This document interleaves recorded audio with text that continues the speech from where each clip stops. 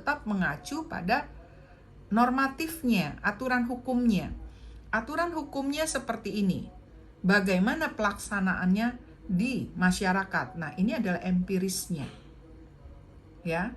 Nah, jadi tinggal dipilih nanti Bapak, para mahasiswa akan menggunakan metode yang mana.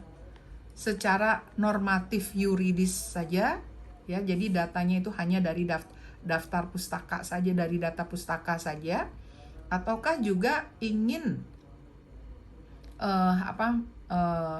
melakukan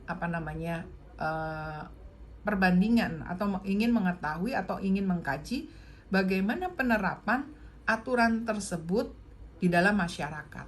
Nah, maka itu menggunakan satu lagi yang namanya normatif empiris. Nah, mengenai metode itu nanti diserahkan kepada para mahasiswa, silakan mau yang mana, bebas-bebas saja. Cuman ingat, kalau kita menggunakan metode normatif empiris berarti harus ada informannya, harus ada responden atau narasumbernya, ya, harus ada.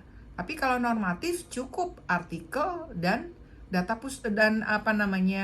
buku saja. Tapi kalau ingin normatif empiris, karena kita ingin melihat penerapan aturan tersebut di masyarakat, maka kita harus ada data primernya, harus ada hasil wawancaranya, ya. Nah, ini metodenya. Nah, setelah metode, ya, baru hasil dan pembahasan. Nah, disinilah kalau rumusan masalah kita ada ada satu atau ada dua, maka nanti di sini hasil dan pembahasannya di sini, ya, ada 1 dan 2 juga gitu. Ya, kalau rumusan masalahnya ada 2, maka di hasil dan pembahasan juga ada sub 1 dan sub 2-nya. Ya, jawaban daripada rumusan masalah yang ada di latar belakang. Nah, kemudian ada simpulan terakhir. Nah, simpulan. Jadi berdasarkan hasil kajian di atas, maka, ya, apa di sini? Kemudian yang terakhir adalah daftar pustaka. Lihat, simpulan masih rata kiri. Begitu kita masuk ke daftar pustaka, sudah ada posisinya di tengah-tengah. Ya, daftar pustaka ini sejajar dengan abstrak, posisinya ada di tengah-tengah. Ya, jadi yang merupakan isi daripada artikel ilmiah itu dari pendahuluan tadi. Ya, dari pendahuluan, kemudian abstrak itu abstrak itu adalah intisari daripada tulisan. Nah, isi yang sesungguhnya itu dari pendahuluan, kemudian metodenya, ya, metode, kemudian yang terakhir hasil dan bahasan dan simpulan. Ya, jadi ada 4 itu isi di dalamnya. Ya. Nah, isinya jadi pendahuluan, metodenya, hasil dan pembahasan, simpulan.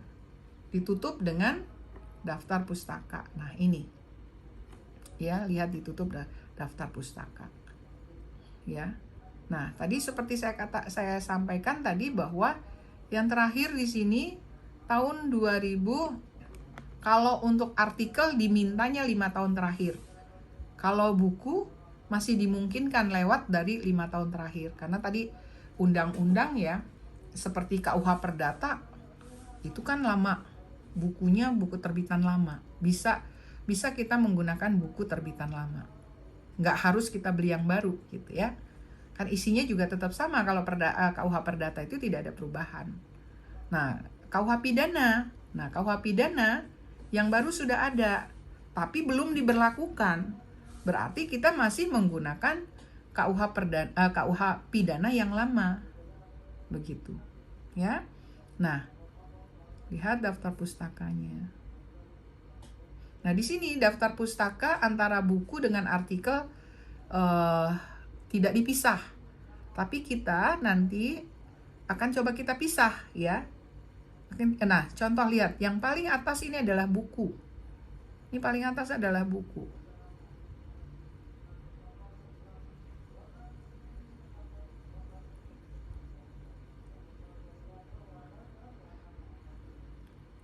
Ya, nah yang ini sudah masuk ke dalam jurnal. Nah, ini jurnal, sudah jurnal. Jurnal itu ada artikel ya, majalah penelitian gitu. Ya. Nah, ini yang ada materi yang diunduh dari website. Ya. Nah, itu kurang lebih. Oke. Nah, kurang lebih seperti ini. Nah, Bapak sudah pada mengisi daftar hadir? Sudah mengisi daftar hadir? Oh, harus diisi daftar hadirnya. Ya, harus. Ya, telat saya berikan waktu 1 jam telatnya. Ya. Nah, ini yang baru-baru datang nih. Ada Pak Alfiansa Rizaldi dengan Teddy Septian nih. Yang apa namanya? Agak terlambat ya. Bisa nggak absen tuh tadi? Bisa absen tidak? Hah?